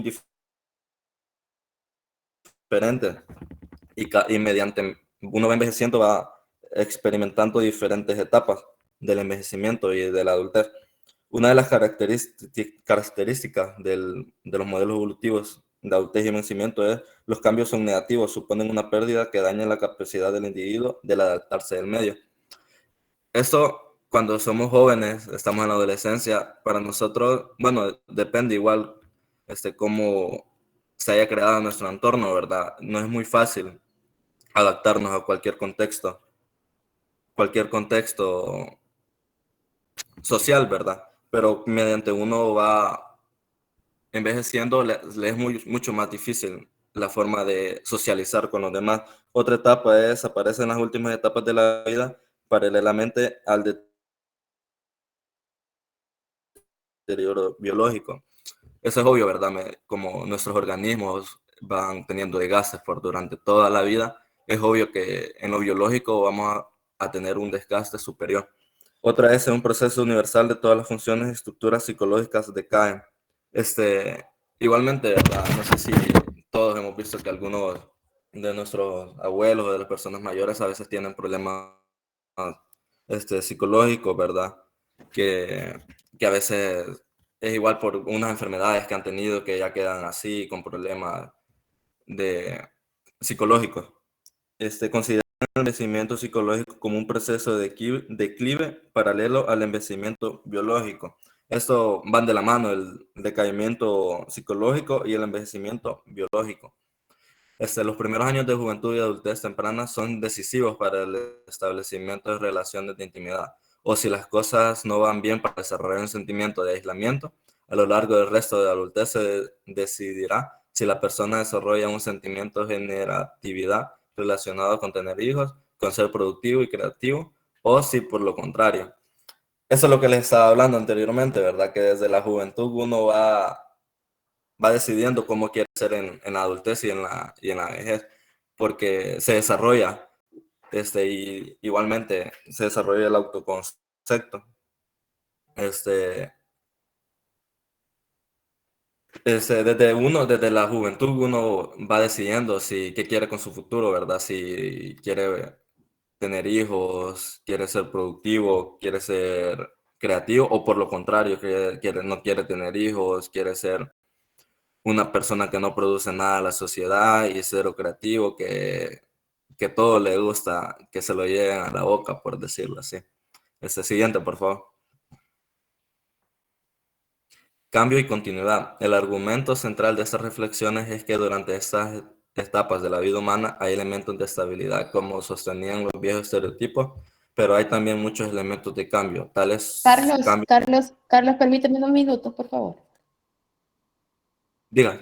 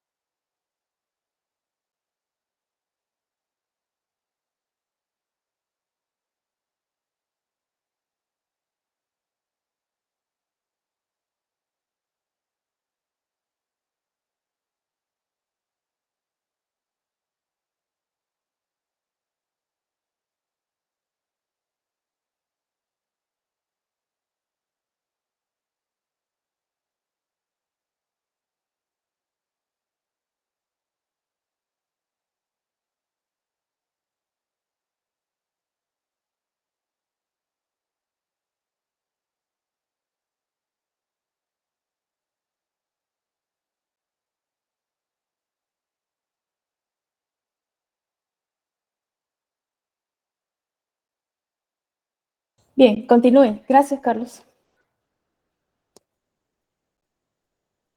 Muy bien, licenciada.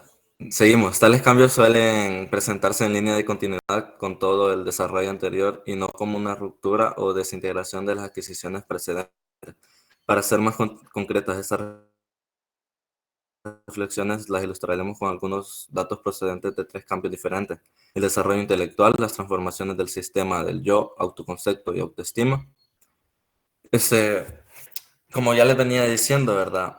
Y los cambios en el sistema de apego. Desde muy jóvenes, tenemos que ir viendo al futuro, de cómo queremos ser en el futuro. Si queremos ser una persona buena para la sociedad o no. El autoconcepto se viene viendo desde la juventud, desde la adultez, porque de esas etapas depende de cómo uno se desarrolla en la vejez, ¿verdad? Igualmente en el sistema de apego, si somos muy apegados en la adultez y en la juventud, en la vejez, nos va a usar eso, ¿verdad? Que estar relacionando con las personas, no se nos va a hacer muy difícil relacionar con la sociedad. Siguiente, por favor. Los adultos adquieren al menos algunos ámbitos de su conocimiento de la categoría de experto. Cierto que ser experto en alguno no es privativo de la adultez, como se mostró en varios lugares de este libro, a propósito de la comparación entre niños expertos en ajedrez y adultos desconocedores de este juego. Pero no cabe duda de que, parafraseando a Freud, el niño es en general un novato polimorfo, mientras que el adulto ha desarrollado una experiencia y unos conocimientos que le convierten en experto en algunos ámbitos. Aquí lo que nos quiere decir es que los adultos, por lógica, nosotros los jóvenes pensamos, él la sabe toda, ¿verdad? Él sabe más que mí y cosas así. Y en algunos ámbitos eso es cierto, pero en algunos no, por el ejemplo que ponen acá. Nosotros los jóvenes somos expertos en la tecnología, en toda la nueva evolución tecnológica que ha venido durante los años, en cambio los adultos no. Y por eso es que aquí menciona que no en todos los aspectos el adulto es experto. Sí, claramente, ¿verdad? Por la experiencia, por todos los años vividos, el adulto tiene más madurez, tiene más madurez para enfrentar la vida, ¿verdad? Los problemas de la vida. En cambio, uno de joven está por recorrer ese camino. Ciertamente nuestra inteligencia no parece ser precisamente una estructura unitaria, y en ella encontramos durante la adultez y la vejez un buen número de elementos de cambio y desarrollo de coexistencia con otros elementos procedentes de épocas anteriores. Igualmente, como les decía, le venía diciendo desde que comencé la exposición, todos nuestros conocimientos en la adultez y en la vejez viene procedente de la adultez, de la juventud y de la niñez. Depende cómo nos envolvamos en esas 3 etapas primeras, nos vamos a desenvolver en esta última. No es muy diferente lo que ocurre en el ámbito de autoconcepto y la autoestima. Respecto al primero de estos aspectos, la tendencia evolutiva general no hace sino acentuar lo que se analizó como característico de los años previos a la adolescencia. Capítulo 3, lo que hablaron mis compañeros en las otras exposiciones. La imagen que nos hacemos de nosotros mismos cada vez es más compleja, más abigarrada, con más elementos. Eso no es el autoconcepto. En la vejez es, como lo dice aquí, ¿verdad? Es más compleja, es más abigarrada y con más elementos, porque ya nos juzgamos nosotros mismos, ¿verdad? Ya pasamos el proceso de la autoestima, del autoconcepto en la juventud, pero viene este autoconcepto y autoestima en la vejez y en la adultez. Siguiente, por favor. La vida adulta y la vejez tienen suficientes contenidos y experiencias de la que la autoestima no pueden dejar de tomar nota. El sentimiento de eficacia o ineficiencia en las tareas de ser madre o padre, el rendimiento en el trabajo y el reconocimiento profesional alcanzado, las experiencias en el ámbito de las relaciones sociales o de la creatividad, son todos ejemplos de vivencias que envían mensajes positivos o negativos tanto a los componentes específicos de la autoestima como a la autoestima global.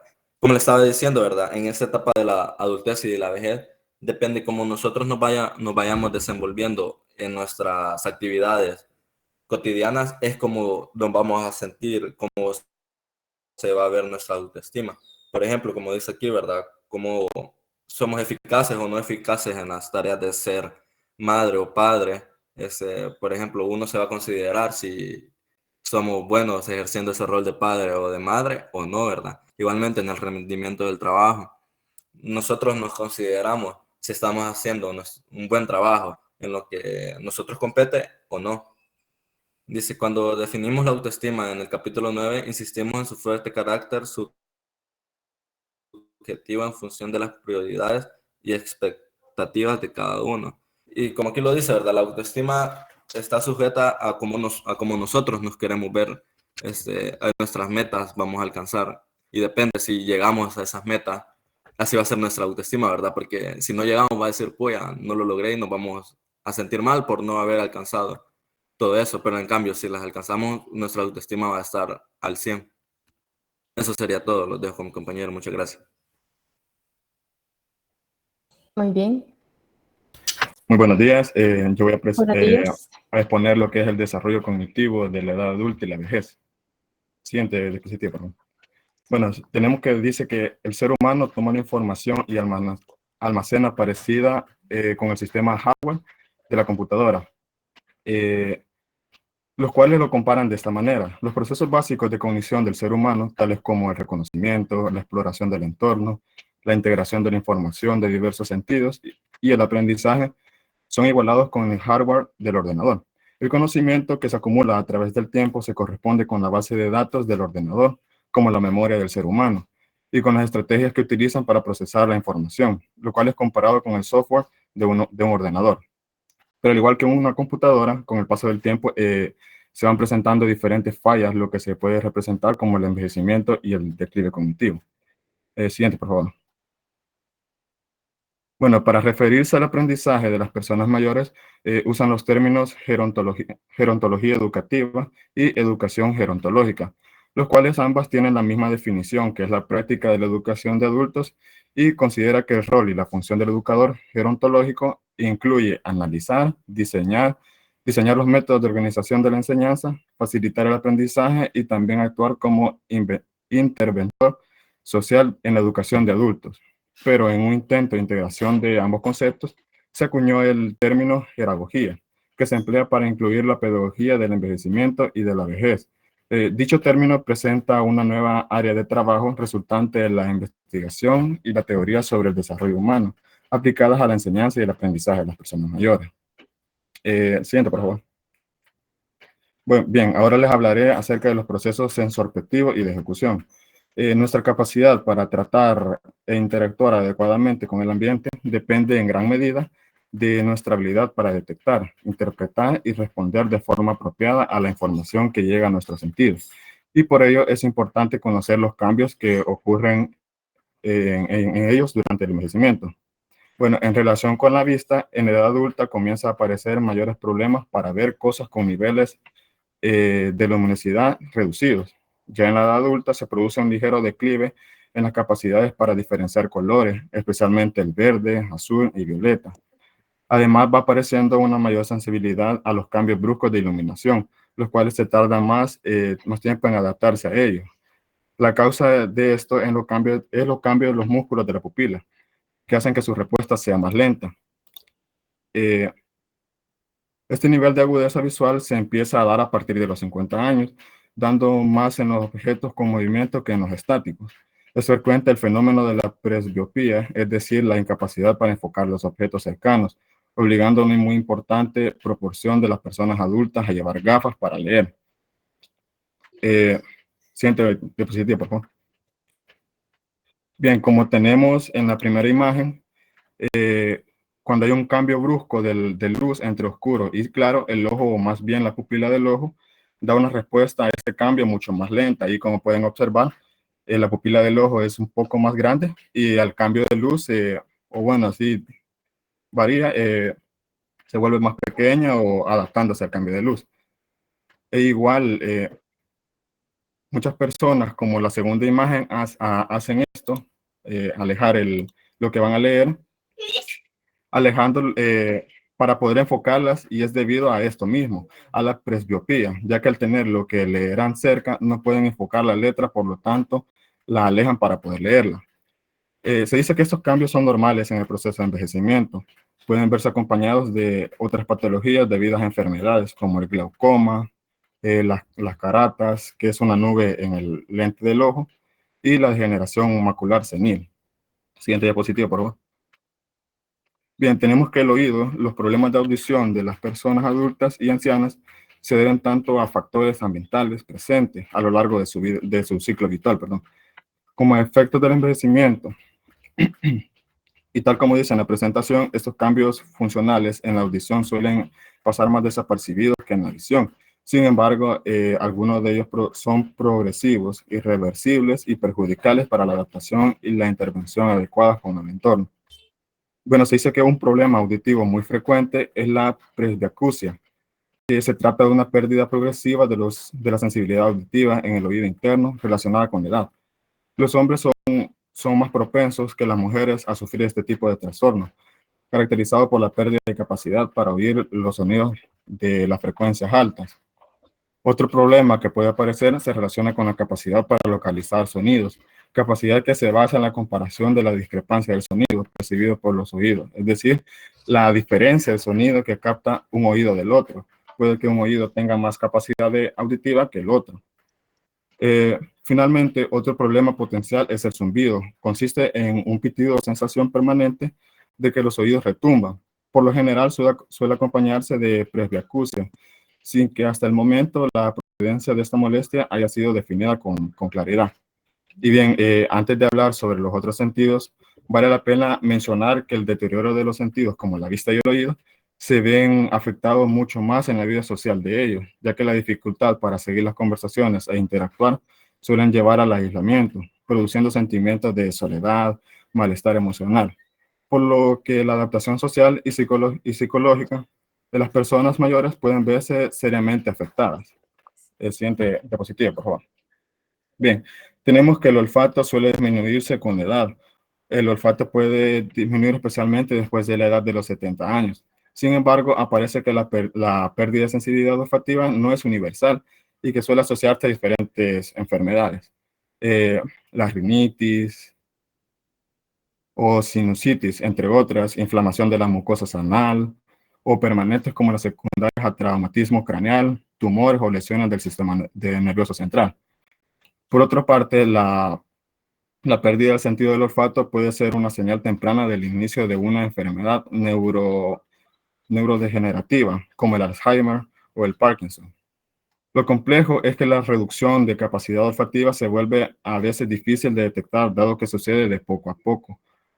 También se dice que la falta de olfato complica la vida de las personas en la rutina diaria.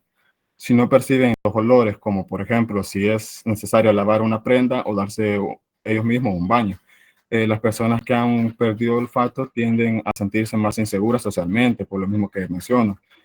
Además, el olfato es un importante sistema de alarma cuya pérdida está asociada a riesgos. Las personas mayores con problemas olfativos suelen ser más propensas a intoxicaciones con alimentos y accidentes domésticos.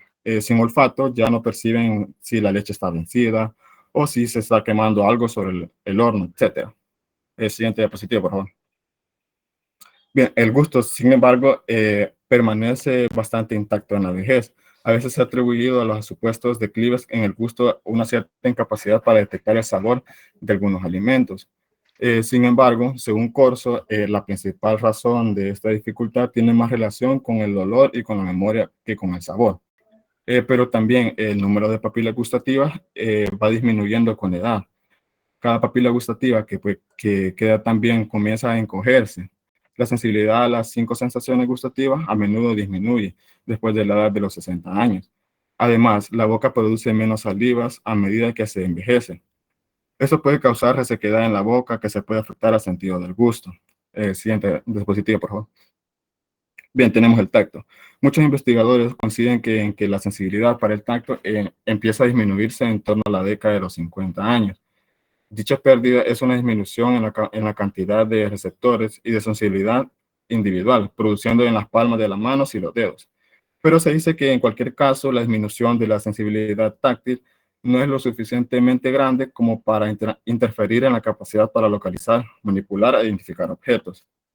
Bien, en relación con otros sentidos domésticos, Con la edad suele desarrollarse una sensibilidad a temperaturas extremas, tanto de calor como de frío. Es como si las personas mayores, al igual que los niños muy pequeños, no puedan detectar de forma precisa cuánto calor o cuánto frío hace.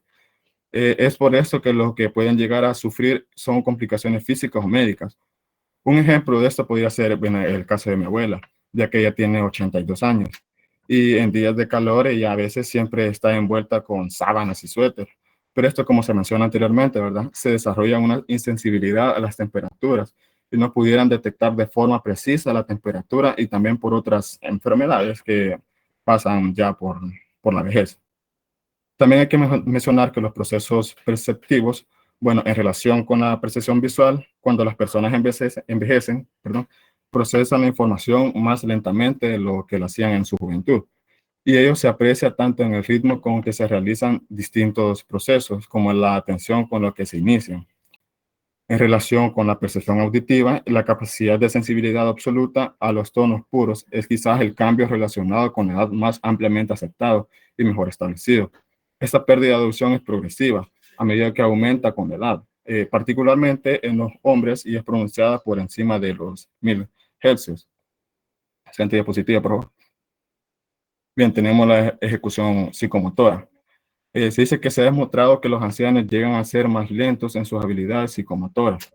Este enlentecimiento en la ejecución puede llegar a tener efectos importantes sobre la vida diaria de estas personas mayores, dañando actividades tan cotidianas como pasear y subir escaleras o las actividades de cuidado personal como comer y bañarse. Bien, el impacto del enlentecimiento motor puede verse notablemente reducido mediante la práctica de tareas concretas y a través de la práctica del ejercicio físico, por ejemplo. Lo que provoca el enlentecimiento son factores tales como la discriminación sensorial, la pérdida del poder de contracción muscular o la velocidad de movimiento puro. Sin embargo, la mayoría de los investigadores consideran que el enlentecimiento tiene que ver con, sobre todo, los procesos entre la captación del estímulo y la emisión de la respuesta. Bien, siguiente diapositiva, por favor. Bueno, luego de haberles hablado sobre la fase de sensoperspectiva, viene el proceso de información que se relaciona con el filtro y el almacenamiento de la información.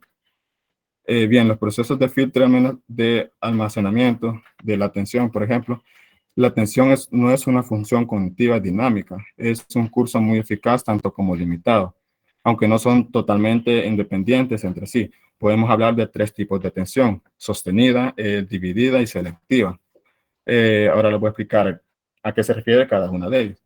La atención sostenida está muy relacionada con la detección de cambios en la estimulación que se producen a lo largo del tiempo durante la ejecución de una tarea. Los ancianos se dicen que son menos precisos que los jóvenes en el nivel de partida de detección, pero no en su evolución a lo largo de una determinada tarea. De forma que, con independencia de la edad, se cometen más errores a medida que transcurre la realización de dicha tarea, sin que tampoco haya diferencia entre viejos y jóvenes en la rapidez con que empiezan a disminuir la precisión. En cuanto a la atención dividida, la capacidad de los mayores disminuye cuando se tiene que prestar atención a varias tareas al mismo tiempo, siendo el descenso tanto más acusado cuando mayor sea el número de tareas implicadas y cuando mayor sea su dificultad. Por su parte, la atención selectiva cumple una función de filtro que se encuentra entre las más básicas de la atención. Las diferencias en el nivel de ejecución de adultos y ancianos respecto a los jóvenes depende de la naturaleza de la tarea. Cuando la tarea de selección de información es sencilla y no hay que procesar mucha información irrelevante, no aparecen diferencias en atención selectiva entre los distintos grupos de edad.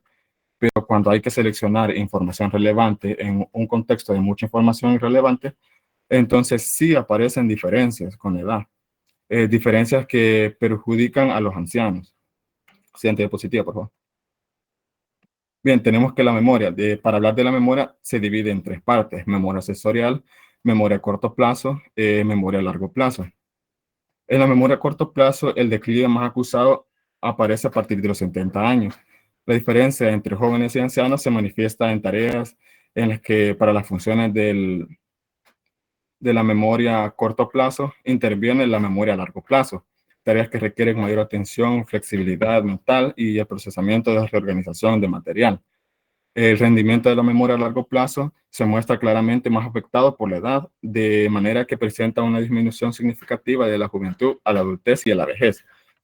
También existen varios tipos de memoria, los cuales son la memoria de procesamiento, la memoria autobiográfica, la memoria declarativa, la memoria retrospectiva.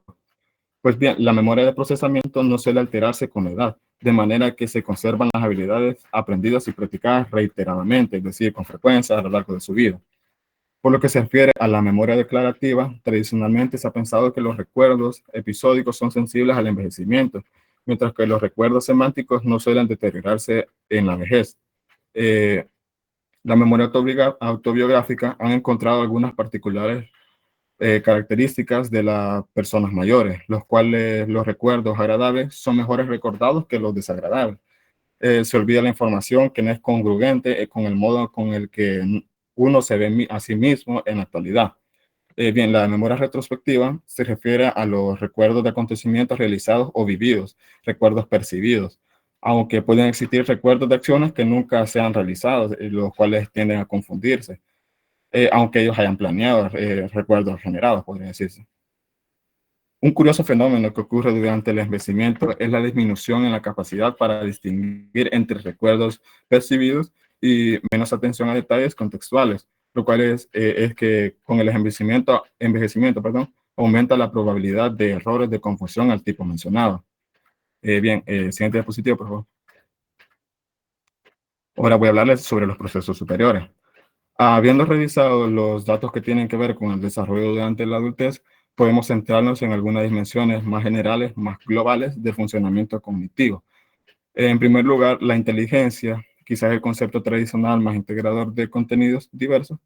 En segundo lugar, dos aspectos que no siempre se consideran en este tipo de análisis y que adquieren particular relevancia en el análisis del funcionamiento cognitivo, en estos tramos del ciclo habitual, la creatividad y la sabiduría. Bien, la inteligencia en el campo del estudio de la inteligencia durante estas etapas de la vida humana, existe un consenso generalizado entre las investigaciones en distinguir entre la inteligencia fluida y la cristalizada, como aparece en la diapositiva. Bien, la inteligencia se divide así en fluida y cristalizada. La inteligencia fluida se corresponde con los procesos cognitivos básicos y es análoga al factor del general de inteligencia.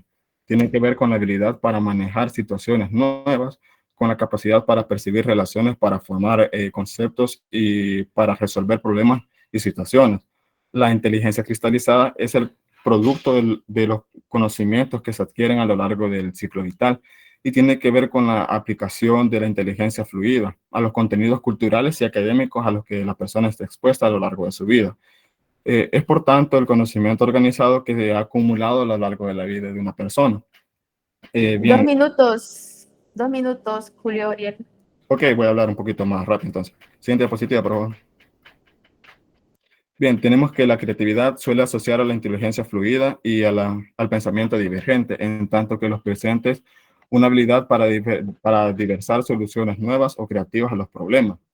Los estudios sobre la creatividad son aún más difíciles de llevar a cabo que los de la inteligencia, pero aún así la creatividad está menos estudiada, menos definida y menos frecuentemente operativizada en cuanto a instrumentos de investigación ampliamente utilizados. Sea como quiera, este ámbito volvemos a encontrar el estereotipo ya reconocido de acuerdo con la cual la creatividad sería un privilegio de la juventud. La creatividad y la preferencia por la complejidad disminuye con la edad, con un nivel óptimo alrededor de los 30 años. Pero los rasgos y las habilidades de importantes se manifiestan en la vejez. Siguiente diapositiva, por favor. Bien, tenemos la sabiduría. La sabiduría va más allá de la inteligencia, estando además guiada por valores sociales, éticos y morales. Suele decir que existe un algo más que diferencia a las personas con gran sabiduría de las demás. Las investigaciones psicológicas trabajan hoy en día en dar con ese algo más que hace distintas a las personas con sabiduría. En este trabajo empírico en las que se han comparado a ancianos etiquetados como sabios con ancianos etiquetados como creativos, no se encontraron diferencias entre ambos a medida de bienestar psicológico, pero los etiquetados como sabios puntaron más alto en una medida de integridad del yo. y manifestaron una perspectiva más global de los creativos, incluido un mayor interés por el estado del mundo y por la humanidad como un todo. Bueno, las conclusiones semejantes proceden de otros estudios que han demostrado además que el de la sabiduría es un ámbito en el que es posible un desarrollo continuo a lo largo del ciclo vital. Bueno, con esto concluimos nuestra exposición y muchas gracias por su atención prestada. Muy bien, gracias. Bueno, la pregunta es la siguiente para el resto, ¿verdad? Y es que pudieran explicar a ustedes cuáles son esas capacidades que ya tienen desarrollado lo que corresponde a la parte adulta.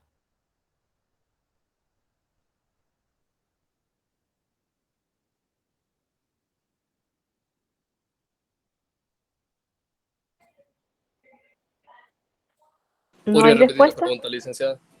¿Cuáles son esas capacidades? Bueno, han explicado cuáles han sido como las capacidades cognitivas, digamos, que el adulto va, digamos, ha desarrollado o sigue desarrollando. Entonces, lo que yo le estoy pidiendo es cómo ustedes pueden explicar eso ya adquirido por el adulto y cómo les sirve en la vida. Bueno, en lo personal, creo que, bueno, como han explicado, ¿verdad?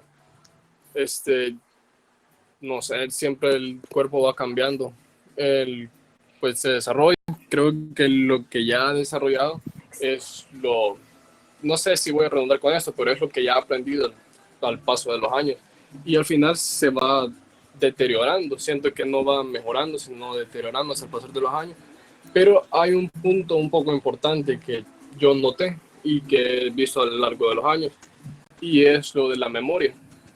Cuando dicen de que la memoria va fallando, y hay un aspecto que he venido notando y es la memoria musical que le llaman.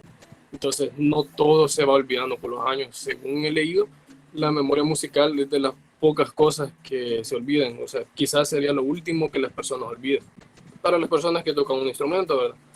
Entonces creo que eso sería lo que yo he notado y que puedo decir sobre su pregunta. Gracias, René. Respondiendo a su pregunta, licenciada, una capacidad que ya desarrollan los adultos sería como la autonomía propia. Las personas ya son capaces de ser autónomos, como lo explicaban ahí. También en el concepto del autoestima, eso ya se ha como forjado desde la adolescencia. Entonces la persona adulta ya tiene como un autoestima claro y ya ve como al futuro de quién quiere ser en su futuro, o sea, en su vejez.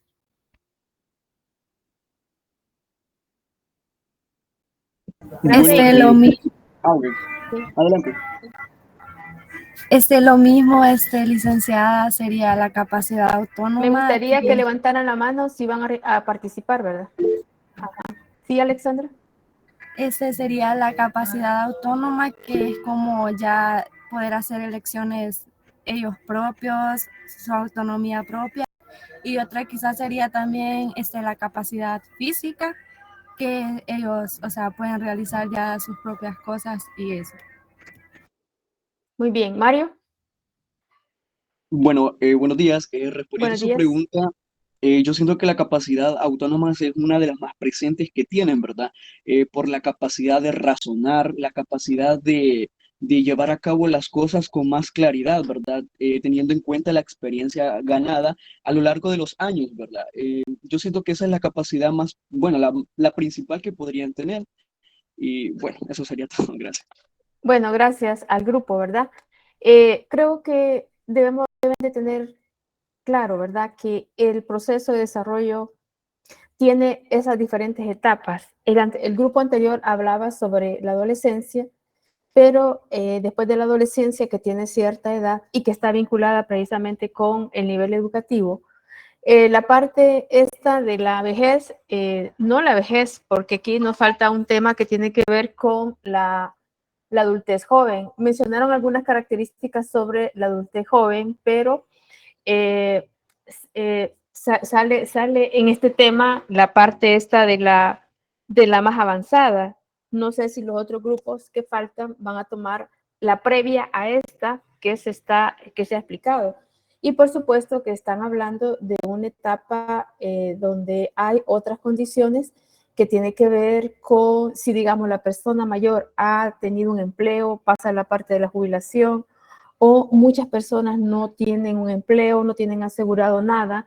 Entonces, estamos hablando de un tipo de vejez bastante difícil porque la idea se cree que si tiene una familia, si tiene hijos y hijas, ellos van a velar por ellos o por ellas.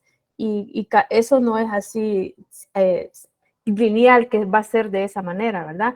Pero creo que también hay que darle una mirada, por ejemplo, cuál es el entorno de nosotros, cuáles son esas condiciones que tienen nuestra digamos, parte de la vejez, o más bien tercera edad, ¿verdad? Cómo es que ellos están finalizando un ciclo que tiene que ver con cuestión productiva, como una población activa para la producción, pero que luego pasan a otra etapa.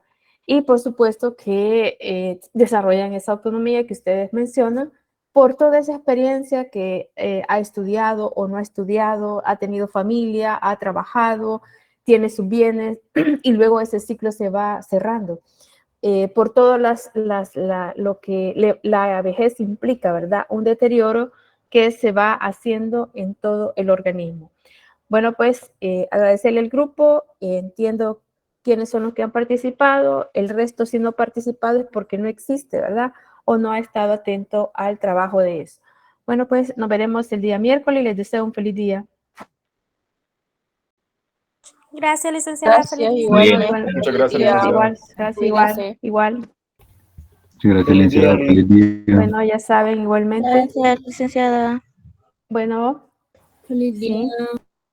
Feliz día, Ingrid. Feliz día, licenciada. Feliz día, Anthony.